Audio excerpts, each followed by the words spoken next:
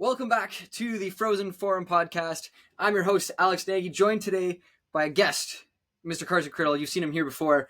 He's fantastic. He's here subbing in for Nathan because Nathan's out lollygagging around Europe. And so because he's out there, we got Carson and I today. How is it going, Carson? How's the electricity up there in Northern Ontario?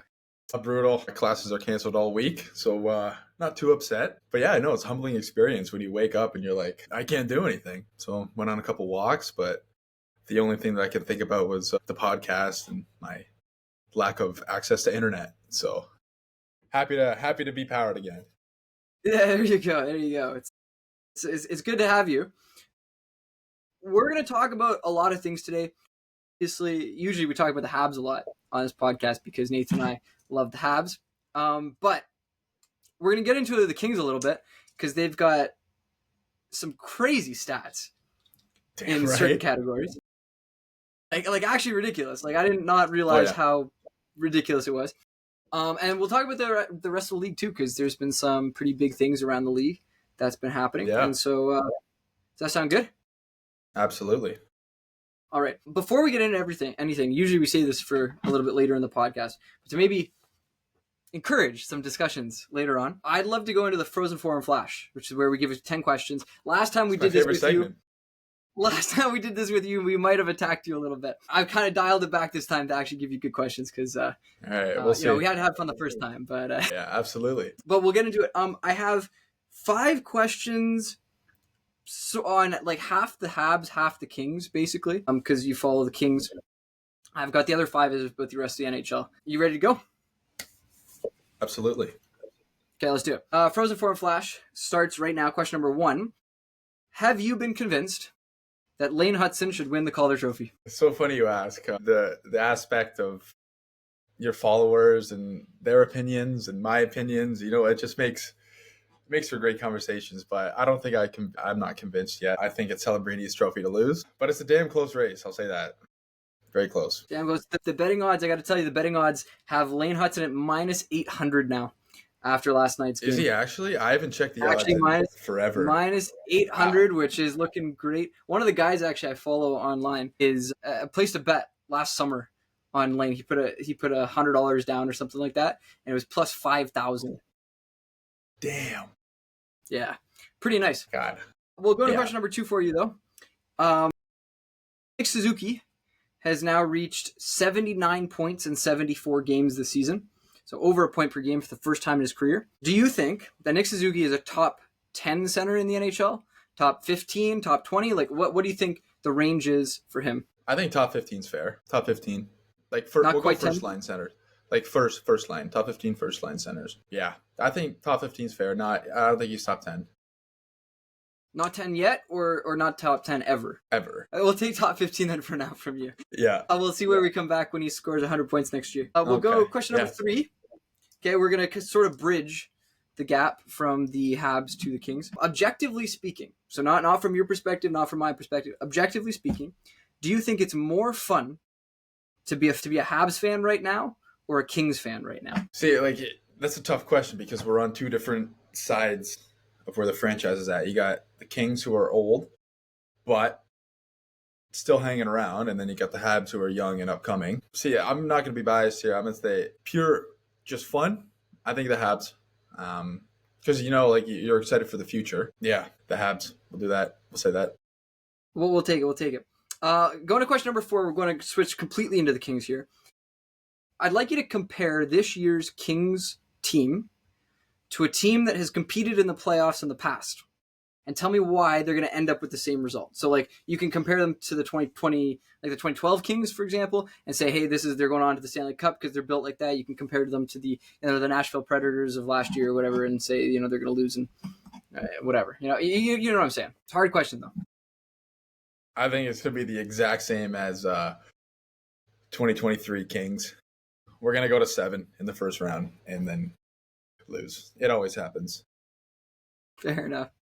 It's either we got to play Colorado or we got to play Edmonton. And I don't think anybody in the league wants to play both of those teams. So I'm not looking forward to it. But yeah, I think not 24 because we lost. I think it was in 5 games last year. I think 23.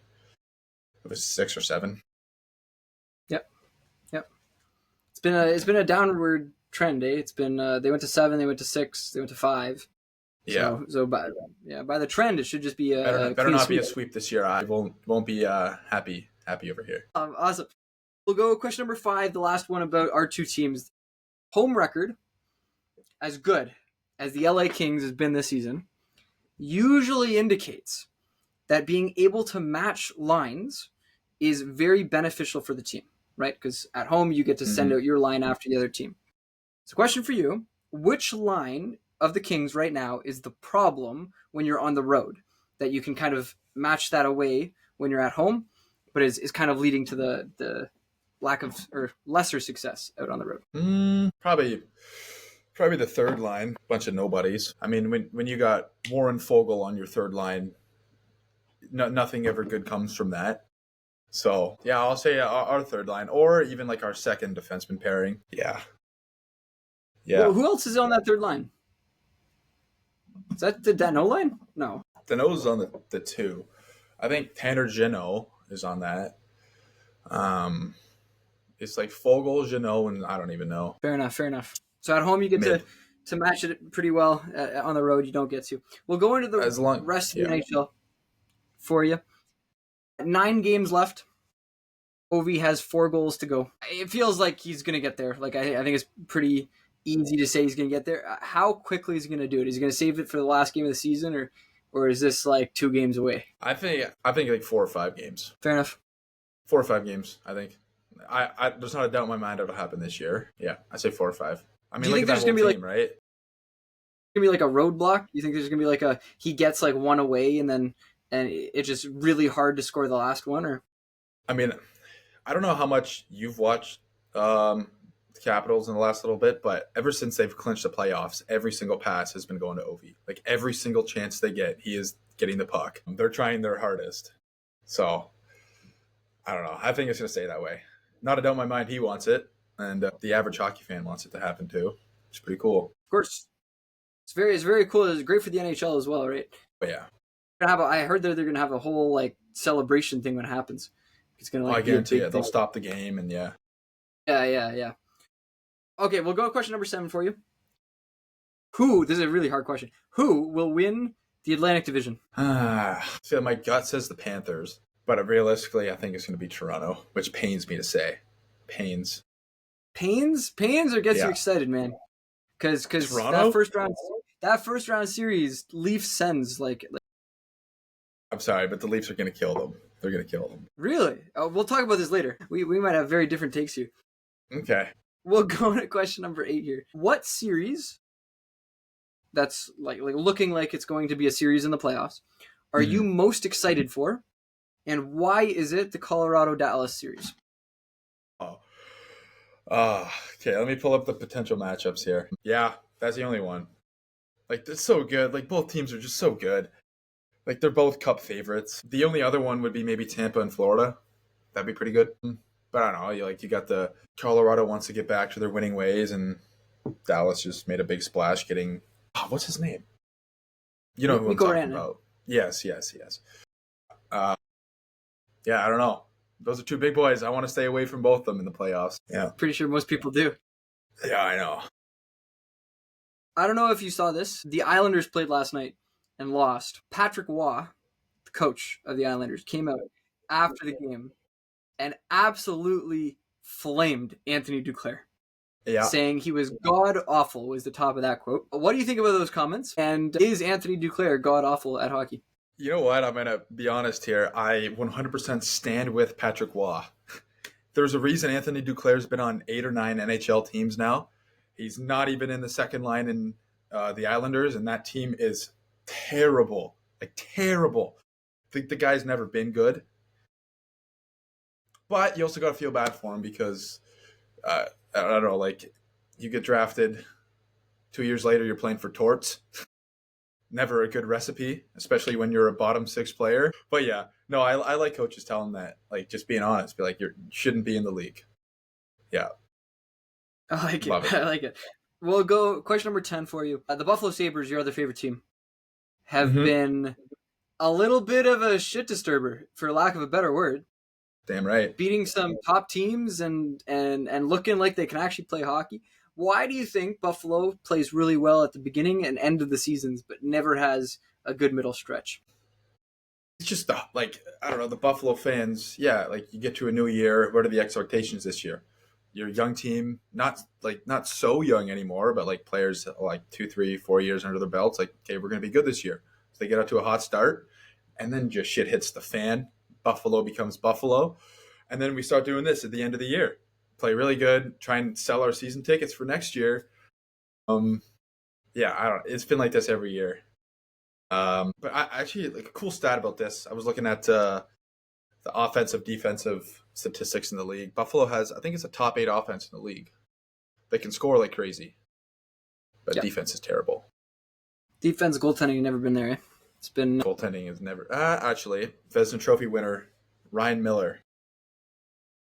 Yeah, but that's when Buffalo was actually like getting into the playoffs. No, like I feel like I know Ryan Miller's time in Buffalo was. Yeah. I don't know, the Buffalo culture. They can never keep a good season together. Same as the Bills. Always seem to end well. Like I swear, like they're 7-3 in their last 10.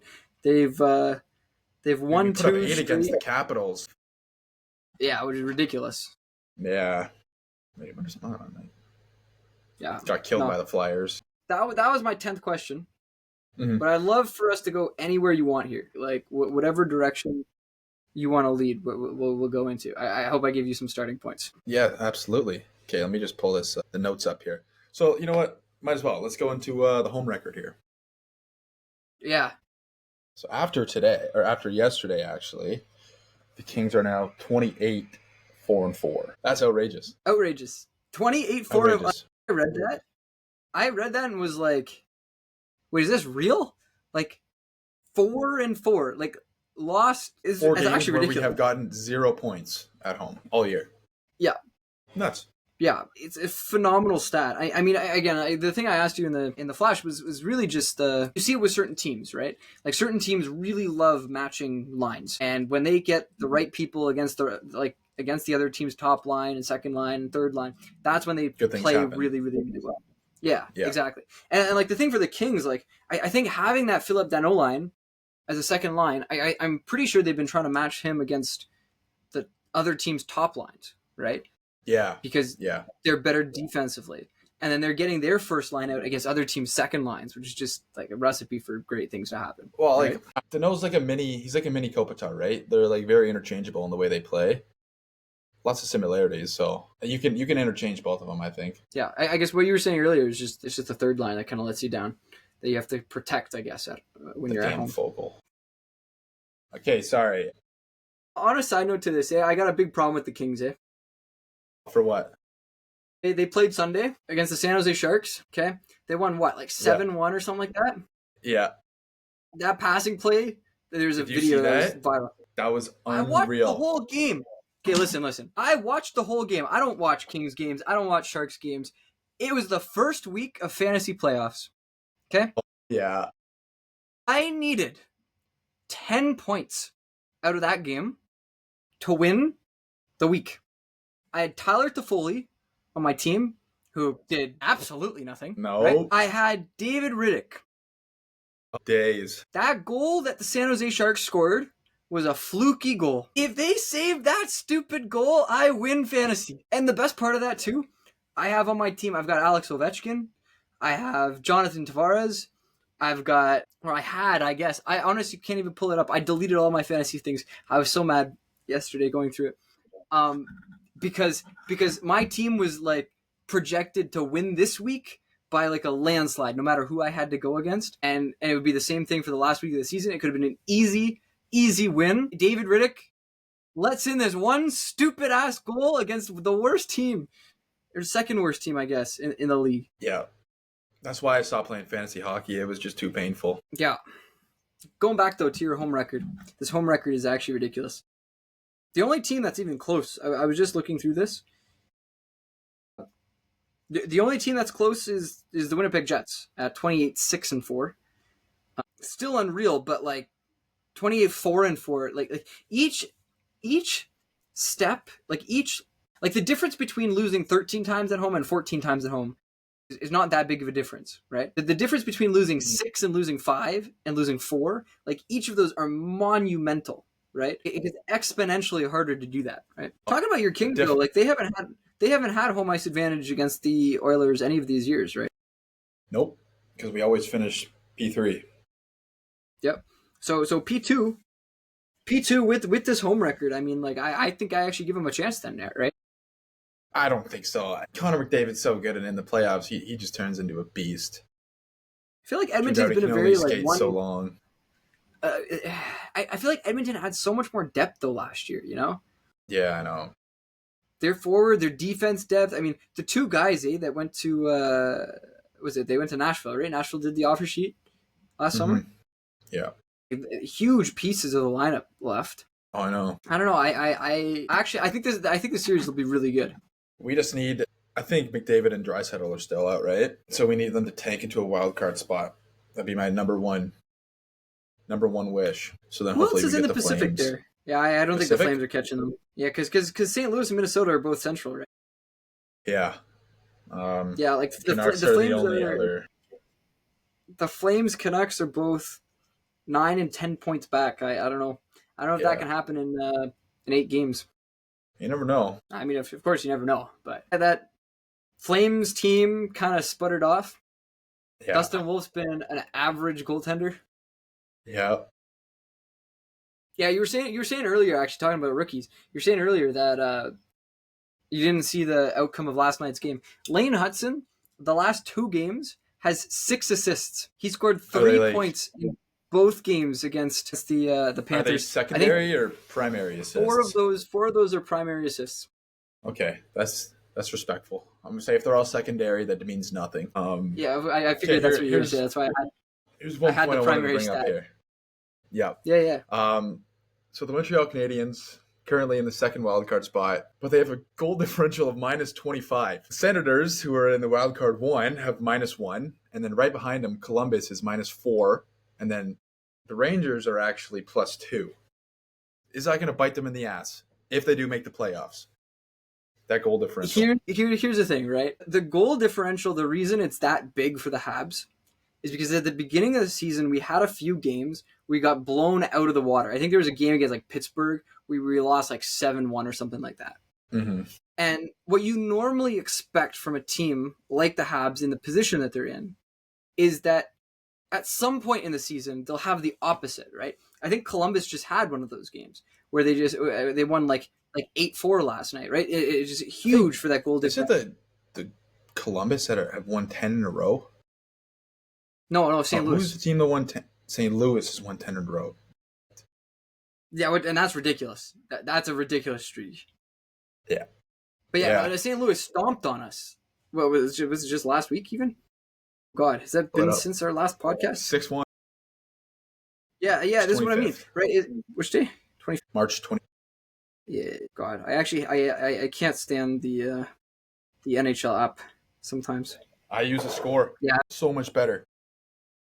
Yeah, I agree. I just use the score for other things, and so then I have to keep switching back to NHL. Yeah.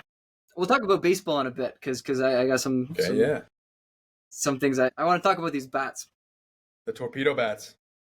Yeah. No, but what's the one thing I wanted to... Yeah, go. Okay, staying on hockey for a bit here. Yeah.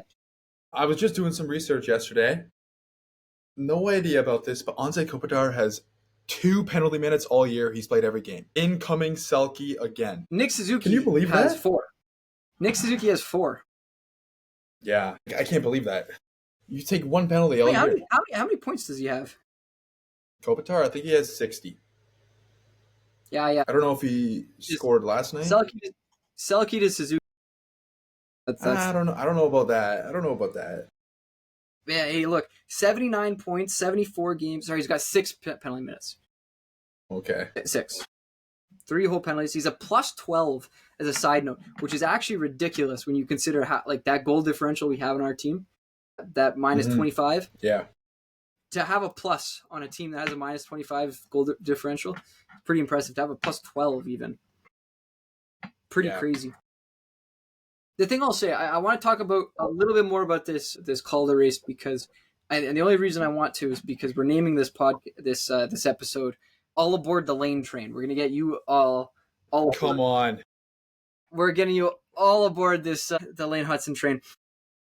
Lane Hutson is now second all time in assists by a rookie defenseman. Who's first? You should know him, Larry Murphy. Big Canadian boy. Big Canadian boy. Pull up Lane's. So Lane is second all time in assists. He's seventh all time in points. And more than that, in the NHL right now, he is tied with Cale Makar for the lead in defenseman assists this season. Well, I'm not gonna sit here and argue against him being like bad. I'm not saying that he's a good player. How old is he? Isn't he a little bit older? Yeah, he's 21. He's 20. Celebrini 18. So he full just years. turned 21. Look. And I do appreciate the age thing. In like historically, defensemen come into the league not as a little bit older, 18-year-olds, right? At least a year older.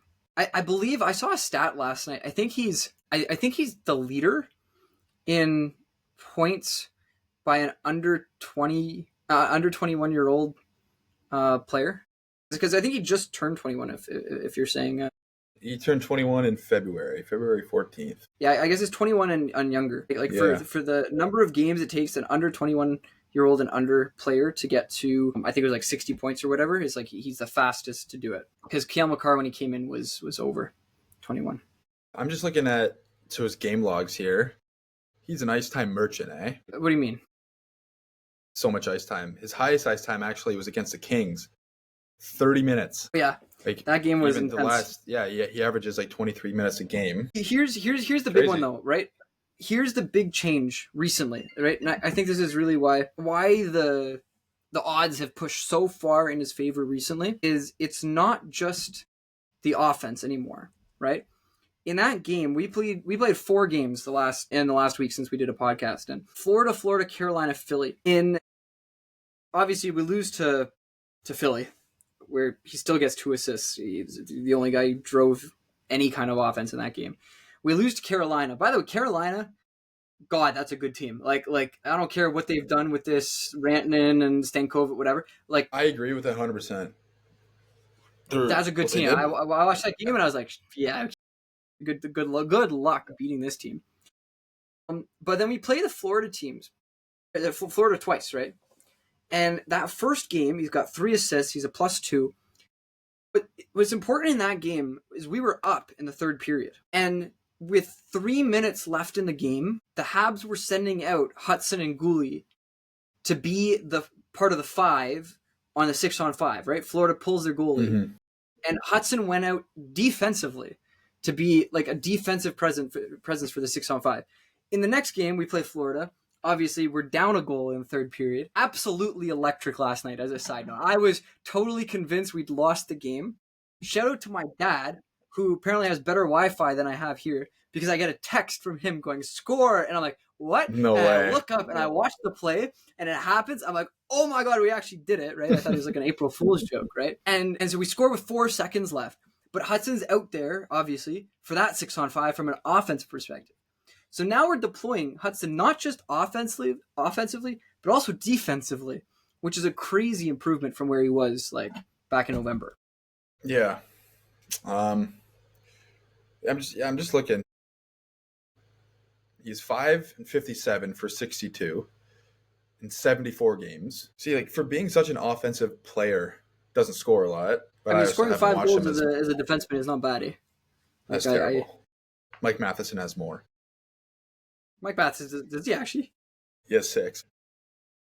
Oh, God. Here's the difference, though, okay? I keep telling people this. I think the reason Mike Matheson drives us as Habs fans up the wall is because in every moment, and I'm sure you know this from playing, in any moment you have decisions that you can make, right? You have options that you can choose from, right? And at all times, there's a best option, there's like a second best option, there's like a third best option, and then there's a terrible option, okay? The difference between Lane Hutson playing and Mike Matheson playing hockey is Mike Matheson, 10% of the time, makes the best decision possible. right? Mm-hmm. And it looks phenomenal, right? He'll go like skate down the whole length of the ice and he'll dangle through people and score a breakaway goal. He's done it like 3 times this season. Like 3 of those goals is Mike Matheson taking up the ice, whatever, right? And you can look at that and say that was a great decision, except for the fact that 10% of the time that he does that, or sorry, 50% of the time he does this, where he tries to streak up the ice, he loses the puck.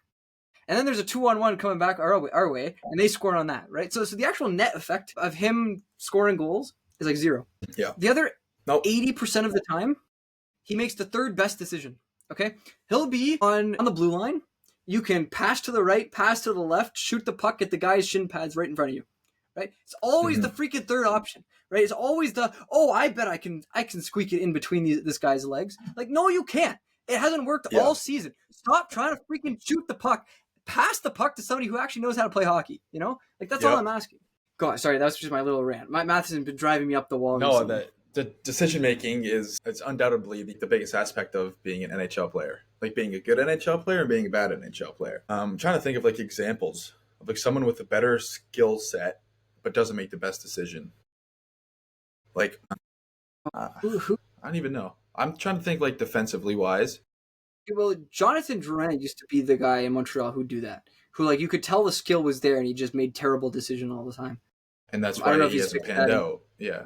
But then you get a guy like who's a solid player for you. Like, Andrei Markov was the defensive guy that was always, like, the stable back end, right?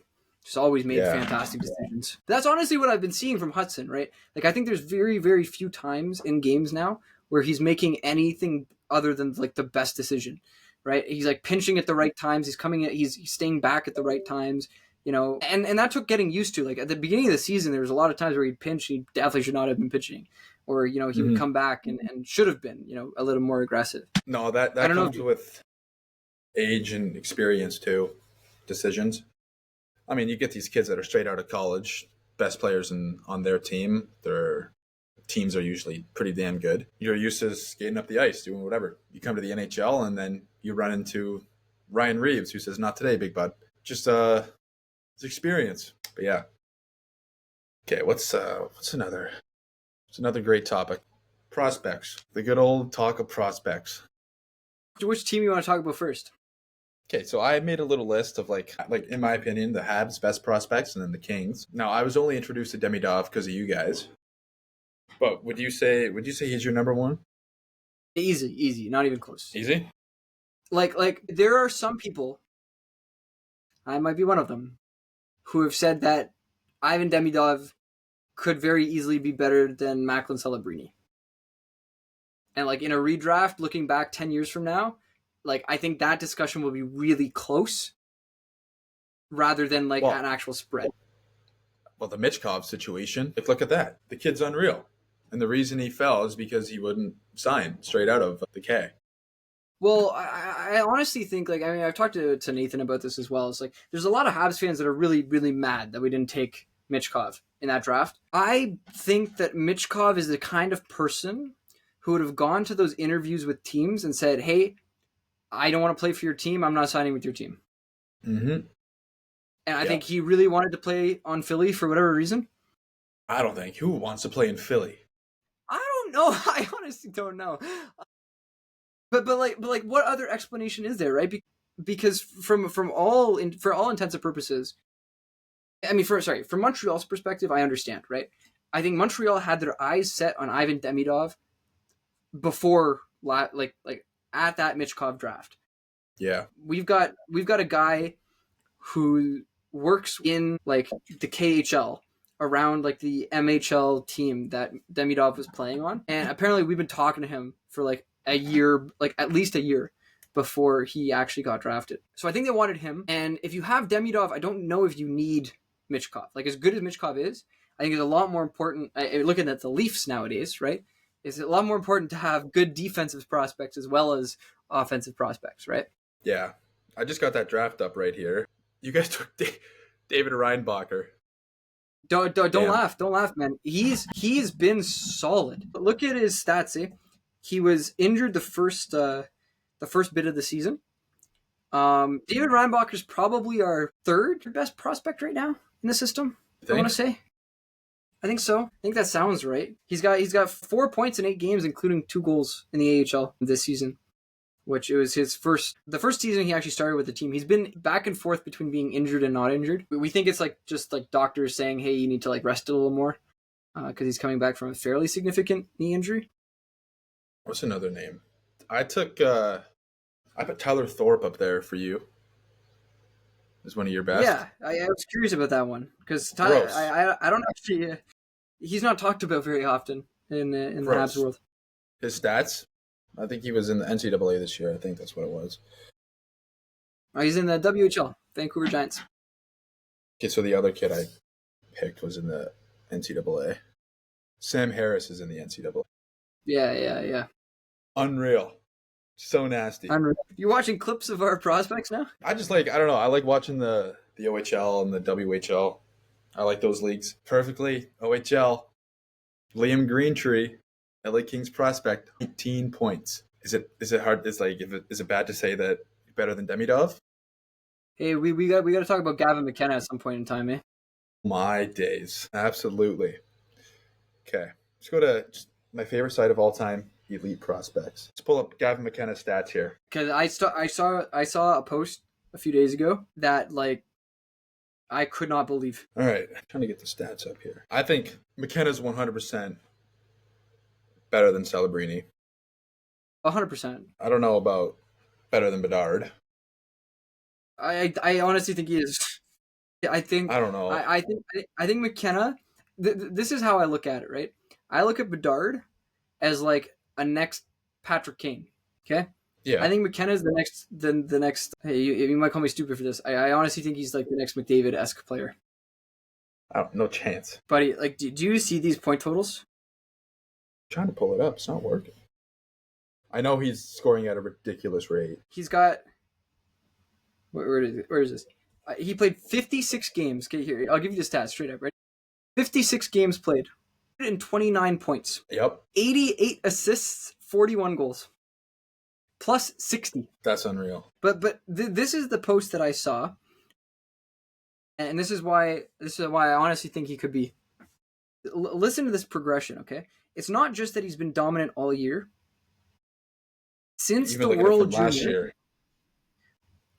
these are the point totals in the games he's played. Okay? Was 2-3-1, 2-2, 3-3, 2-1, 4-3, 2-2, 2-3, 1-1, 2-2-2, 3, 4-4, 7-5-3. He has not had not a single game since November 2nd. There's not been a game where he hasn't gotten a point on the board. And I mean, like, he's a year younger too, right? Like this is OHL, right? WHL. He's not even eligible till next year. Which Who do you think goes first this year? Misa, probably. I think. Oh, it's tough. Let me look at There's a website I use for this. This is the 2025. Matthew Schaefer. That's who I'm thinking of. Matthew Schaefer is disgusting, unreal. Plays for Erie, defenseman. Yeah, 22 points, 17 games. He got injured though, right? Yeah. James talking Hagen's about people also. Yeah, he's been dropping. He's been dropping his. He opened the year projected to go 1. Yeah, but he's been dropping. He's projected right now. The thing I'm looking at, 4th. Mm. Misa has 134 points in 65 games this season with Saginaw. Yeah, unreal. Like that's ridiculous. I mean, you get exceptional status for a reason, right? Yeah. He panned out. Yeah. They don't hand those ones out, no. I mean, the thing I'm really excited for, no matter what happens with the Habs this season, Calgary being fairly decent but not making the playoffs means that we're going to have 2 first-round picks in the 10 to 20 range. Unless they make the playoffs. Then unless Calgary makes the playoffs. Yeah. Then you get screwed. Yeah, but Calgary's not making the playoffs.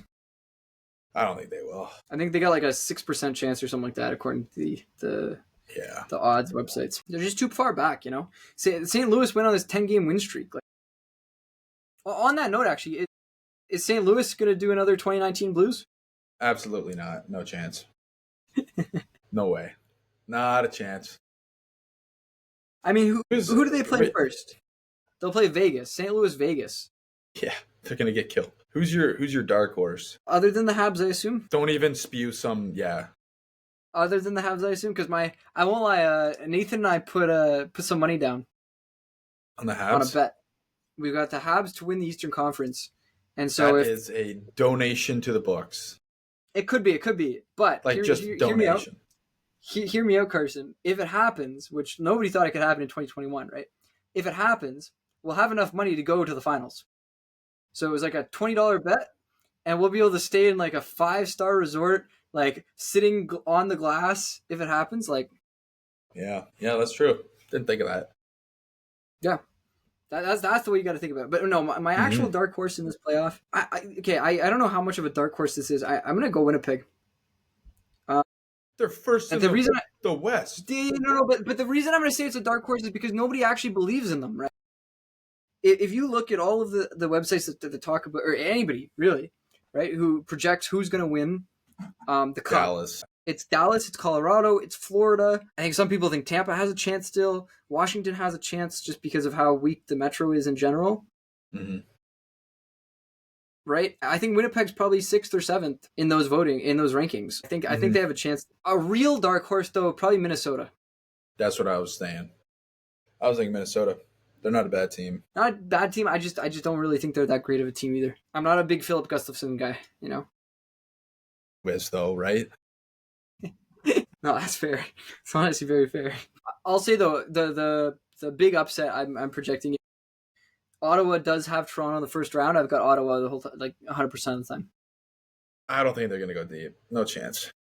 I don't think they're going to go deep. I just think if Ottawa's playing Toronto specifically, like, first of all, it's a great matchup. I told a friend of mine, he's from Ottawa. He's a big Ottawa Senators guy. And I was like, hey, you know, if they get in the playoffs and the Habs are in the playoffs as well, we got to do like a road trip. I'll stop in Ottawa, see a game in Ottawa, and then go to Montreal, see a game in the Bell Center. So, okay, we'll talk about environments here. Okay, so we just said literally 5 minutes ago how nobody wants to play in Philly. Have you ever been to Philly? I have not been to a game in Philly, but I've been in the city. My gosh, that environment is unreal. Crazy. Yeah? Those guys are crazy. Like, it's not a bad environment. And I've seen a lot of environments. Still haven't been to a home Kings game. But okay, if we were to rank, we'll do your top 3 arena environments or atmospheres. You can start. Yeah, so the Habs are first. Bell Center's first. Dude. No, and I'll tell you why. There is, we talked about it earlier this season, actually. I don't think there is a single arena outside of Montreal who would have a standing ovation for the team blocking 5 shots.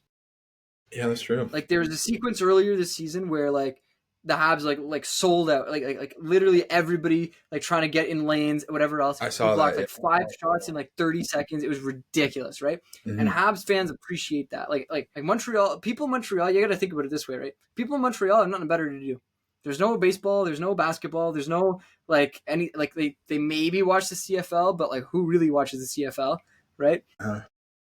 So it's just the Habs. Every single person in that is hockey. Like if you like sports, it's hockey, right? And it's the Habs. Yeah. So it's going to be Habs first. In terms of who else, got Winnipeg in a playoff with the whiteout. That whiteout special. Yeah, I'm just trying to think because like obviously Toronto's like almost the last. Terrible. Tampa, No, I feel like doesn't have an atmosphere unless they're legitimate. Tampa, it's not so much an atmosphere. It's like they put on a show. I went to a game last year in Tampa. Crazy arena, but the fans were just coming from the beach. Let's go to the hockey game. But they put on a show, much like Vegas. Yeah.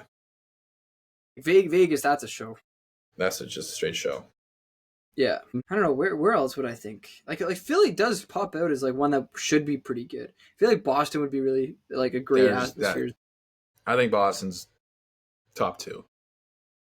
Yeah, it sounds right as well. Colorado also has damn good fans. I've heard Minnesota as well. I've heard Minnesota the fan base is huge in Minnesota. Yeah. Mm-hmm. I wonder how good it is in Utah now, eh? I mean, I don't know if we have enough evidence yet, but like, yeah, Utah could be a fun. I don't know. I don't know how the people there. I mean, they have a basketball team that it's all right. That's the only thing I can say about Utah. Yeah, fair enough. Fair enough. I mean, Nashville is great when they're good. Yeah. Like that chant that they do for the Yeah. goalies, like God, Yep. God, you know. I think the Red Wings are up there too. Yep. It's a good call. That's about it. It's a good call. Obviously, Toronto's the one of the Kings, worst. come on. Toronto's one of the worst. I honestly think Buffalo is better than Toronto. And Buffalo, has half a crowd in some games, right? The fans in Buffalo, they're really passionate. Just nobody goes. Yes. Nobody goes to those games. Yes. Yeah. Toronto. I've been to one Leafs regular season game. They played the Habs last year, I think, and I went to a preseason game this year with Nathan. And the thing that just jumps out at you when you're in there is it's really loud, but none of the sound is from people. It's all from the speakers. Like they just blow, like they just pump music so loudly into the stadium. And it's like, and you can tell because during the actual game, like something big will happen and like 10% of the crowd is like, whoa, whatever. Like whereas in you see Montreal is like people literally fall out of their seats. Yeah. This stuff happens. It's like more than half the arena doesn't even know what's going on. Right. Mm-hmm. It's crazy in Toronto. That's gonna be what it's gonna be in Ottawa for the playoffs, though, eh? Because I think it'll be send pretty. What do you think the percentage is, like Leaf fan to Sens fan in Ottawa for that series? The Leafs fans will go. I think there'll be about 30% Leafs fans in Ottawa. I think. I think regular season games is usually like 60% Leaf fans. Yeah, but yeah. I think there's a chance one of these games there's like 90% of the crowd is in blue. You think? Yeah. I mean, that's not far-fetched to say. No, when you go to a Sabres-Leafs game, literally 85% is wearing blue. Oh yeah, it's because the Sabres are blue too, man. Like, come on. Oh my gosh. Gold, blue and gold. There you go. Yeah. I knew what you meant. I was just that was pretty good. I guess we'll see. I really do think though, like the storylines here, obviously for the first round, series to watch is Dallas, Colorado, right? Like, damn right, yeah. Like that's going to be phenomenal hockey. Second is probably LA, Edmonton, just because of how many times it's happened in recent history. Funny story about LA Edmonton. We play 2 times in our next 6 games, I think, and we only have 7 left. It's gonna my gosh. Who do we play? Yeah. We got to play Colorado, too. Edmonton twice, Colorado, and Seattle twice. And then Anaheim. Who do you go to play? You got to play Boston, Philly, Nashville, Detroit, Ottawa, Toronto, Chicago, Carolina. You got a tough schedule to finish the year. Yeah, I mean Boston's out of it, just right? the last 3. Yeah, Boston, they're last place in the Eastern Conference now. Wait, are they actually? Yeah, they overtook Buffalo yesterday. I don't think it's overtaking Buffalo, but yeah. That's crazy. Yeah. What a decline. And they have a game in hand. Like they played another game. Yeah. No. Boston should be like, for this podcast perspective, for anybody who's watching who actually cares about the Habs, we are playing Boston next on Thursday. Boston Montreal is always a good game, no matter how good the teams are. It'll be a fantastic hockey game to watch. If Montreal doesn't win that game, we don't deserve to be in the playoffs. Like that. That's it, right? It's like, all right. I'll be wearing my Boston gear for that game then. I hope you wouldn't have Boston gear. Out of all of the teams that never. I was gonna say. Philly on Saturday. Again, like this is a game that we should win. Nashville Sunday, we should also win. Like just from like a whatever. Detroit next Tuesday. We've beat Detroit 3 times this season already. And they're by that time they'll be completely out of the playoff race. So morale should be down in that locker room. Ottawa Toronto is going to be tough back to back. We've played Ottawa really well this season. I don't really know about the Toronto games. We haven't been stellar. Okay, so you're obviously pretty high on Ottawa. I want to hear why. Well, sorry. I guess it's more being low on Toronto, right? I still don't really see the Toronto Maple Leafs as a great playoff team just because I don't think they're built like it. I think they're going to make some noise this year just because they have a coach. If you've looked at the differences between last year's team and this year's team, they play almost completely different. Yeah, it's just one of those where I think Ottawa's hungry. Ottawa's so much hungrier. Like the Leafs just get battled and killed, with morale. Like Ottawa's the team that's. Mm-hmm. I want to see Brady Tkachuk in a playoff. Like it's what I'm here for. I don't know if we talked about that Dylan Cousins trade, but like Cousins seems like a fantastic playoff kind of guy. He's a good player. Buffalo wasn't for him. Say that. Yeah. Yeah. I don't know. I talked to my dad about it. My dad was happy. You can only give a guy so much time in Buffalo, right? Yeah. But I'm gonna guarantee it. Dylan Cousins will win a Stanley Cup in his career, much like every other young star that we trade away. Blossoms into a superstar and wins a cup. Like, look at Eichel this year. Eichel's almost leading the league in points. What is he? 893 points. My goodness. My gosh. Yeah. I mean, the thing with Eichel though is like we always knew he was that good, right? Like, yeah, Eichel falling out in Buffalo is all in Buffalo. Well, it's because they didn't want to give him the right surgery. That's their fault, 100%. Yeah. It's like, but again, from Buffalo's perspective, you understand it because, like, hugely volatile for them, right? Oh yeah. Like, because if it goes wrong, then you've got nothing. And unlike Vegas, if it goes wrong for Vegas, they'll figure it out. People want to go to Vegas. If it doesn't work out for Buffalo, like Buffalo's screwed. I mean, they're still screwed. But Tage Thompson, third in the league in goals right now. Yeah, that's always Tage though. Pure goal scorer. That's it. Doesn't care about anything but scoring. Almost at a point per game.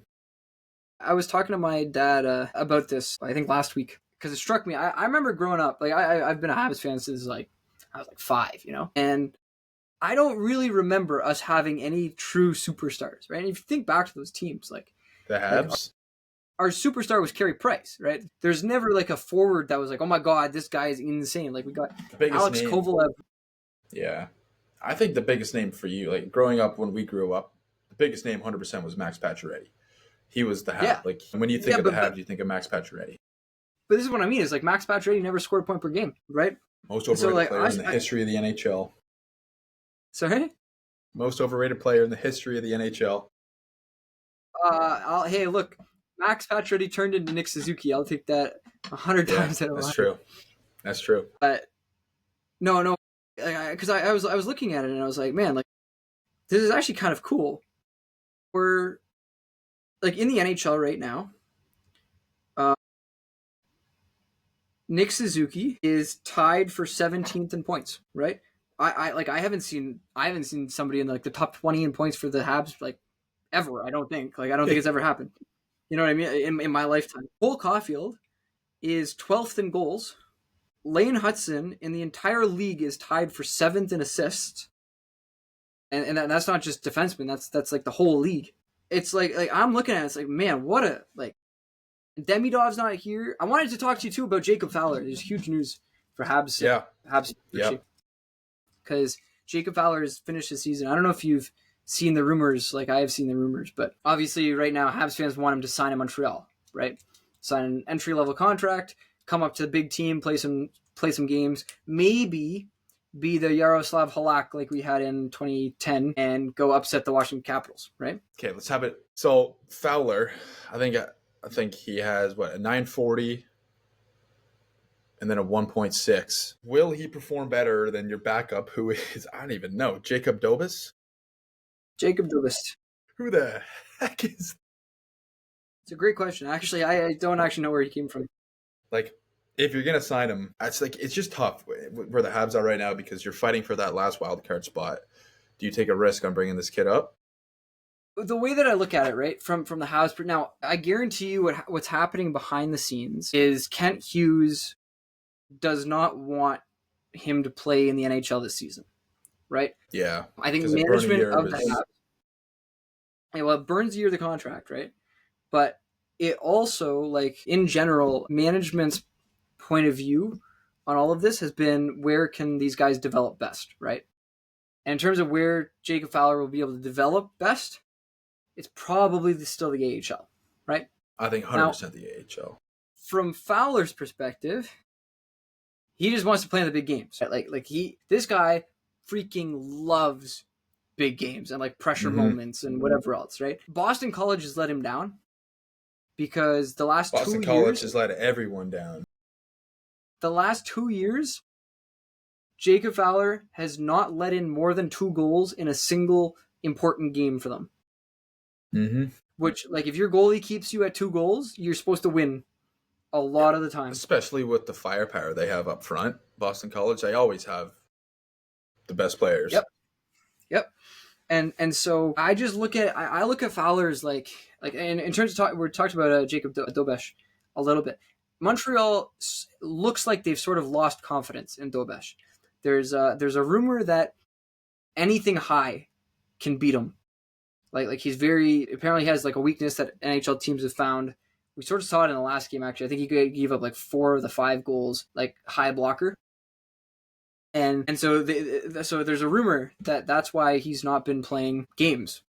And so if Montreal's actually lost confidence in his ability to play, I don't see any harm in like, hey, get Fowler up here for a game and see what happens. Like you have no faith in your other goalie anyways. We've got 2 back-to-backs to end the season.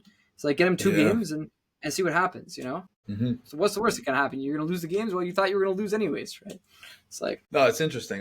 This is also crunch time. And this is also when teams can sign their kids from the NCAA. Like Leonard just signed. He'll be up because they've already clinched.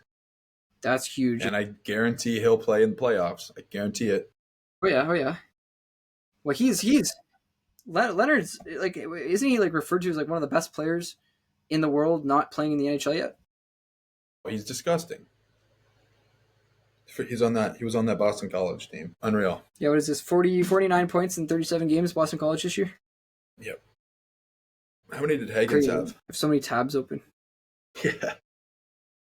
Hagen's got 37 and 37. You're younger, obviously.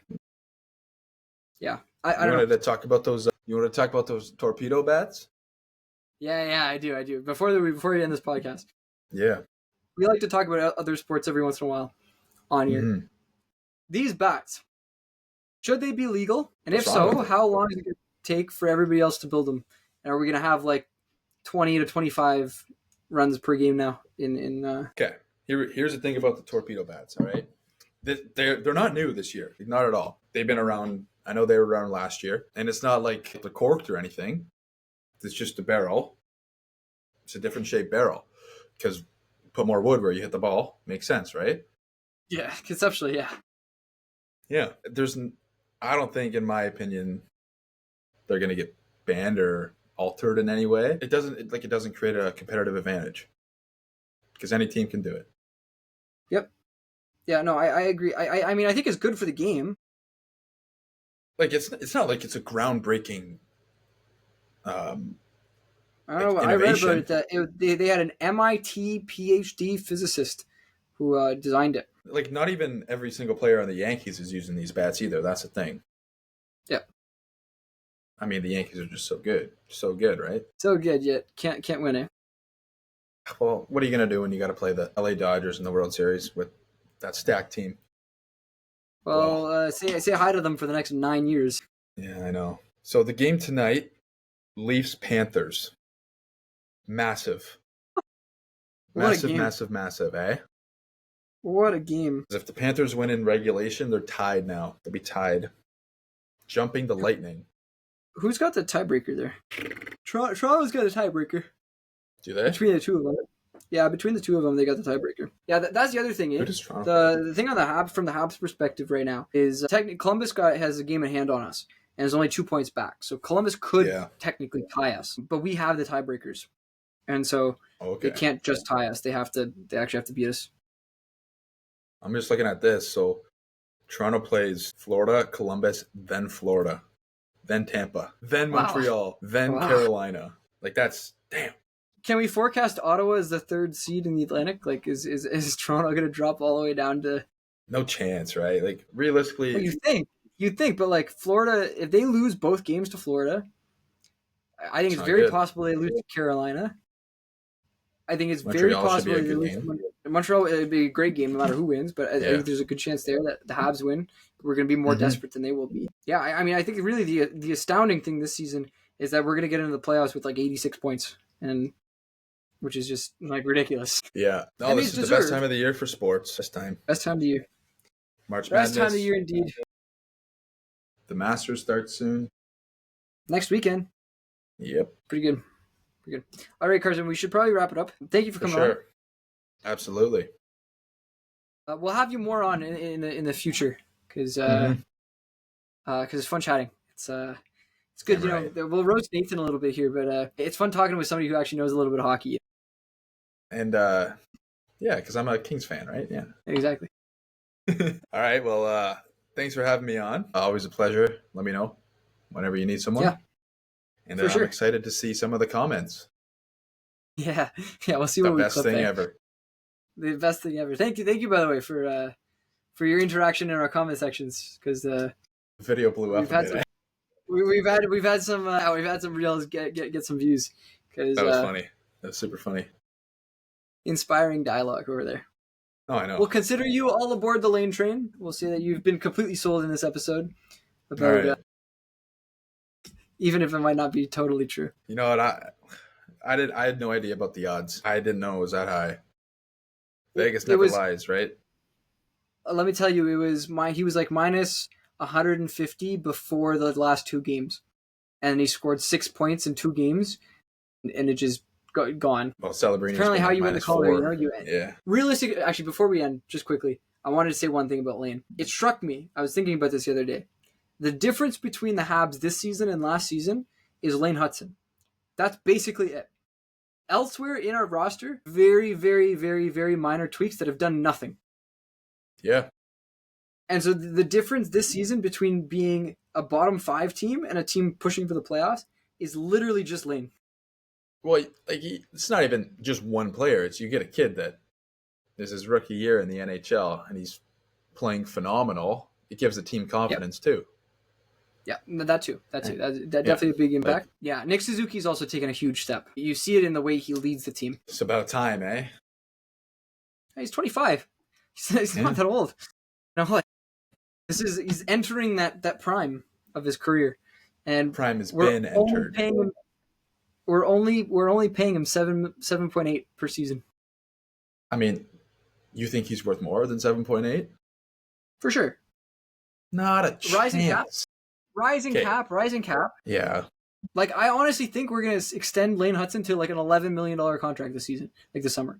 I guess it could be like 8 by 11. It's going to be like a ridiculous number because like the cap is No rising. chance he gets 8 by 8. I think it's going up. What is it going up? Going up to like 97. 7 or 8 million? I think it's going like 8 million next year, 11 million the next year, and 11 million the year after.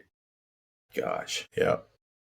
That's what I mean. Like, I honestly think I don't think like, Lane's at 11 million. He's not at 11 mil per year. he's going to set a new points record by a defenseman, But that's 1 year. by a rookie defenseman. Yeah. It's just imagine like what you do as a rookie. Like you just like, you know, think about what Cale Makar did as a rookie. Think about what Quinn Hughes did as a rookie. Like these guys put up insane numbers, right? Yeah. I mean, time will tell. Time will tell. Time will tell indeed. Thank you for joining us. For everybody still watching at this point, which is like one person, thank you for watching. We have a bunch of different platforms that you can find us on. We're on Spotify, Apple Podcasts, Amazon Podcasts, all of the other podcasting platforms. They're all there. We have our shorts posted to Twitter, Instagram, YouTube, Facebook. I feel like I'm missing some of them. TikTok, and we're on TikTok as well. And we have our long form video, this podcast, posted not only on YouTube, but on Spotify and Twitter as well. So thank you for watching. We appreciate your support. We're up to like 80 subscribers on YouTube, which is cool. We're almost at 100. Yeah. If we get to 100 the first season, not too bad. I No. think that was always sort of the goal, little thing. But it's not about that. We have fun chatting. I have fun chatting. Maybe I yap too much, but it's fine. You know what you need? You need a Lane Hutson jersey. Then you'll get more viewers. There you go. I'll put it on the list for this summer. I'll get Lane as soon as I know what Ivan Demidov's number is. I'll get Lane Hutson and Ivan Demidov, and we'll be the first team. You might as well throw a I think Quinn we'll be the Byfield first jersey team. in there too. If Demidov comes into the league next year and wins the Calder, I think we're going to be like the first team in league history to have back-to-back Calder champs on the same team.